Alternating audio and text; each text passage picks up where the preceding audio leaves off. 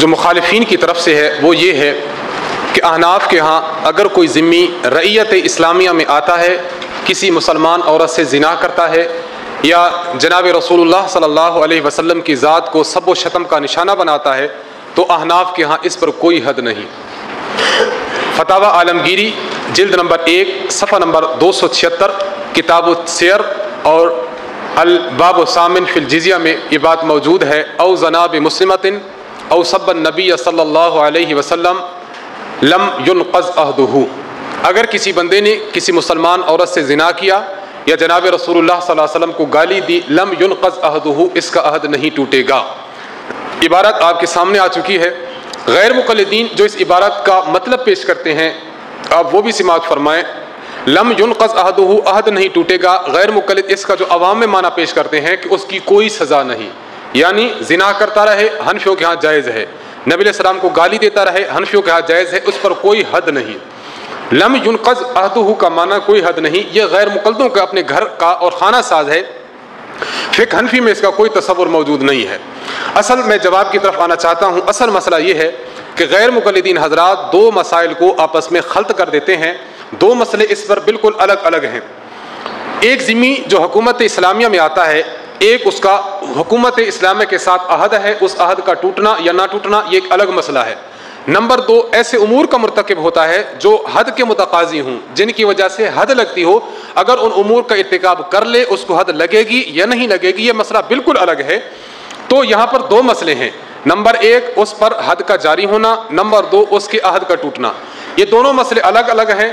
جہاں عہد کی بات آئے گی تو وہ مقام عہد میں ہوگا، جہاں بات آئے گی اس پر حد لگنے کی تو وہ کتاب الحدود میں ہوگا۔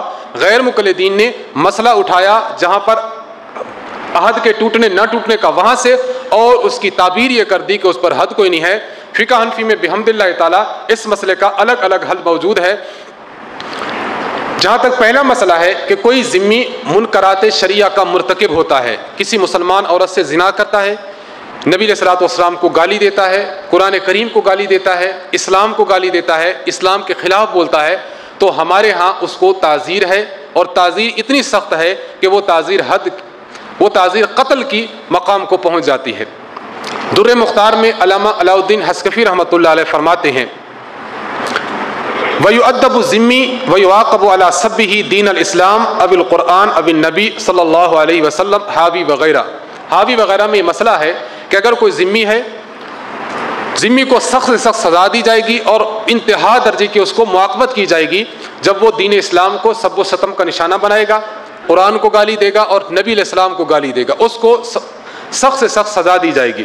علامہ بدر الدین عینی رحمۃ اللہ علیہ متوفہ 855 ہجری، آپ فرماتے ہیں واختیاری فی السب ان یقتل،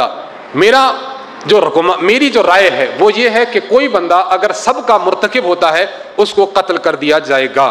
وتابعہ ابن الحمام، علامہ کمال الدین ابن الحمام متوفہ 861 ہجری، آپ فرماتے ہیں آپ کی رائے بھی اس بارے میں یہی ہے۔ قلت، علامہ حسکفی رحمۃ اللہ علیہ لکھتے ہیں وبہ افتى شیخنا الخیر الرملی وہو قول الشافعی، ہمارے شیخ خیر رملی رحمۃ اللہ علیہ اور امام شافعی کا بھی یہی فتویٰ ہے کہ جو بندہ سب نبی کا مرتکب ہوگا ذمی ہو کر اس کو قتل ہے، اس کے علاوہ اس کی کوئی سزا نہیں۔ تو دیکھیں غیر مقلدین نے نقض عہد کی جو تعبیر عدم قتل سے یا عدم سزا سے کی تھی، ہماری کتب میں صراحت کے ساتھ موجود ہے کہ اس کو سخت سزا دی جائے گی، جس کی آخری سٹیج یہ ہے کہ اس کو قتل کیا جائے گا، اور ہمارے جو محققین حضرات ہیں ان کا قول بھی یہی ہے کہ اس کو قتل کیا جائے گا۔ یہ جو قتل کی بات ہمارے حضرات نے کی ہے یہ اس وقت ہے جب اپنے اعلانیہ طور پر نہ کرے، اپنے خاص حلقہ میں کرے، چھپ کر کرے، اور بیٹھے بیٹھے گھر میں کرے، علانیہ نہ کرے۔ اگر کوئی بندہ علانیہ سب نبی کا مرتکب ہوتا ہے ذمی ہو کر تو اس کی سزا حتمی طور پر قتل ہے، معاقبت الگ ہو جاتی ہے، حتمی طور پر اس کی سزا قتل ہے۔ رد المحتار میں علامہ شامی لکھتے ہیں اے اذا لم یعلن، یہ سزا اس وقت ہے، یعنی حد درجہ معاقبت اور انتہائی درجہ قتل اس وقت ہے اذا لم یعلن، جب علانیہ طور پر وہ سب نبی کا مرتکب نہ ہو، فلو اعلن بشتمہ او اعتادہ قتل، اگر اعلانیہ طور پر کرتا ہے یا بار بار کرتا ہے تو قتل کیا جائے گا۔ ولم امراتن، اگرچہ وہ عورت ہی کیوں نہ ہو، وبہ یفتل یوم، اور آج کے دن فتویٰ اسی پر ہے کہ ذمی ہو سب نبی کا مرتکب ہے، گستاخ رسول کا مرتکب ہے، اس کی سزا قتل ہی ہے، اس کے علاوہ سزا نہیں ہے۔ میں ضمناً ایک بات عرض کرتا چلوں، پاکستان کا ایک نام نہاد اسکالر ہے جناب جاوید احمد غامدی صاحب. آپ میں سے بعض حضرات نے نام سنا ہوگا. جب ہمارے ہاں ایک مسئلہ چلا تھا، ایک عورت نے، آسیہ نامی عورت نے جب ارتکاب کیا تھا گستاخی رسول کا، تو پھر اس وقت مختلف علماء کی طرف سے رائے آئیں، کتابیں لکھی گئیں. جاوید احمد غامدی نے یہ کارنامہ سر انجام دیا کہ اس نے کہا کہ فقہ حنفی میں اگر کوئی ذمی ہو، دولت اسلامیہ میں رہتا ہو، ارتکاب کرتا ہے سب نبی کا، شتم نبی کا، تو اس کی سزا قتل نہیں ہے. احناف کا قول یہ ہے. انہی دنوں کی بات ہے، استاد مکرم حضرت متکلم اسلام حفظہ اللہ تعالیٰ نے 5 کلپ باقاعدہ طور پر ریکارڈ کروائے کہ گستاخ رسول کی سزا قرآن کریم کی روشنی میں، گستاخ رسول کی سزا حدیث کی روشنی میں، اجماع کی روشنی میں، فقہا کے آراء کے مطابق. اور نمبر 5 کہ فقہ حنفی اس کے بارے میں کیا کہتی ہے. فقہ حنفی کا جو قول راجح ہے، آپ نے دیکھ لیا کہ اگر کوئی ذمی ہمارے اس حکومت اسلام میں رہتا ہے اور گستاخی رسول کا مرتکب ہوتا ہے تو فتویٰ ہمارے ہاں یہی ہے کہ اس کو قتل کر دیا جائے گا. اس کے علاوہ اس کا نہیں ہے کہ اس کو سزا نہ دی جائے. تو خیر فقہ حنفی جو اشکال تھا کہ اس کی کوئی سزا نہیں، ہمارے ہاں اس کی سزا موجود ہے.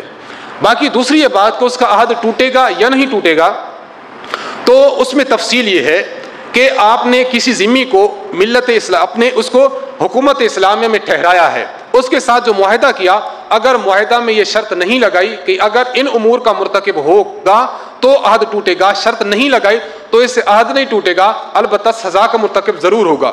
اور اگر آپ نے عہد کرتے ہوئے یہ بات کہہ دی کہ اگر آپ ان امور کے مرتکب ہوئے تو سزا پائیں گے، عہد بھی ٹوٹے گا، اب اس شرط سے عہد ٹوٹ جائے گا. در مختار میں علامہ حسکبی فرماتے ہیں ھذا ان لم یشترط، یہ اس وقت بات ہے جب اس پر شرط نہ لگائی گئی ہو. اما اذا شرط انتقض به کما ہوا ظاہر، اگر یہ بات تھی تو پھر اس کو کہہ دیں گے آپ کہ باقی اب آپ کا عہد بھی ٹوٹ چکا، سزا پانے کے بعد اس کو ملک بدر کر دیا جائے گا. اگر سزا چھوٹا درجے کی ہے تو ملک بدر کریں گے، بڑا درجے کی ہے تو پھر اس کو قتل کر دیا جائے گا. تو خیر عرض میں یہ کر رہا تھا کہ فقہ حنفی پر یہ اعتراض کہ سب نبی کا مرتکب شخص عہد نہیں ٹوٹتا، کوئی سزا نہیں، یہ بات بالکل غلط ہے. عہد ٹوٹنے کا موقف الگ ہے اور سزا کا بات الگ ہے. آپ کے مدرسہ میں ایک طالب علم آیا، طالب علم نے سبق یاد نہیں کیا، آپ پھر بھی اس کو پڑھنے دیتے ہیں، تو کوئی شخص اعتراض کرتا ہے کہ یہ کیسا مدرسہ ہے کہ دیکھو بندہ سبق یاد نہ بھی کریں پھر بھی مدرسے میں رکھتے نکالتے نہیں. آپ جواب دیں گے مدرسے سے نکالنا یہ الگ مسئلہ ہے، سبق یاد نہیں کیا اس کو سزا دینا یہ بالکل الگ مسئلہ ہے. ایک مسئلے کی وجہ سے دوسرے مسئلے کو اس کو قیاس نہیں کیا جائے گا، اس کا حکم الگ ہوگا اور اس کا حکم الگ ہوگا. تو دو احکامات اور دو مسائل کے الگ الگ حکم بیان کرنا یہ کمال فقاہت ہے، اور ایک مسئلے کو دوسرے میں گڑمڑ کر دینا یہ کمال فقاہت نہیں بلکہ نقص فقاہت کی دلیل ہے. امام ابو حنیفہ رحمۃ اللہ علیہ یہ کمال فقاہت سے مزین ہے، اور غیر مقلدین حضرات یہ عدم فقاہت بلکہ نقص اور انتہائی کم درجے کی فقاہت کے مرتکب لوگ ہیں. ان کا مسئلہ الگ ہے اور امام صاحب کا مسئلہ بالکل الگ ہے.